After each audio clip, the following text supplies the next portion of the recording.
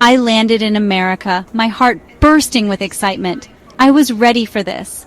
This au pair job was my ticket to a new life. I pictured myself exploring the country, improving my English, maybe even going to college someday. My host family lived in a beautiful house in the suburbs. It was like something out of a movie. I was shown my room. It was small but cozy, a haven away from home. Everything seemed perfect. I was so naive. The family was nice, at least at first.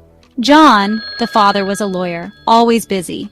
Mary, the mother, was a stay-at-home mom, always smiling. They had 2 sons.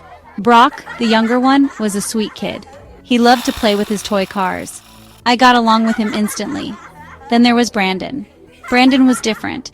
He was 10, with an unsettling stare. He never smiled. Something about him felt off.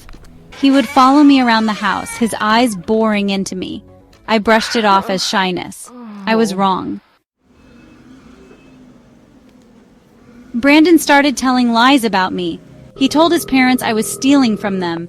He said I was mean to Brock. He even claimed I stayed out late at night with boys. His parents believed him. I tried to defend myself, but they wouldn't listen. The tension in the house was thick. I felt suffocated, trapped. One day, Brandon locked me in the basement. It was dark and cold. I banged on the door until my fists were sore. Hours later, Mary found me. She didn't seem surprised. She just shook her head and told me to be more careful. I knew then that I couldn't stay there, but I had nowhere to go. Section 4. The Night of the Knife. One night I woke up to a noise. I sat up in bed, my heart pounding. The door slowly creaked open. I saw a figure standing in the doorway. It was Brandon. He was holding a knife. He just stood there, staring at me, a menacing grin on his face. "You're going to be sorry," he whispered. I screamed. John and Mary came running.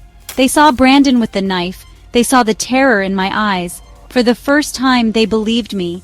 Brandon just laughed. It sent shivers down my spine. Section 5. Picking up the pieces.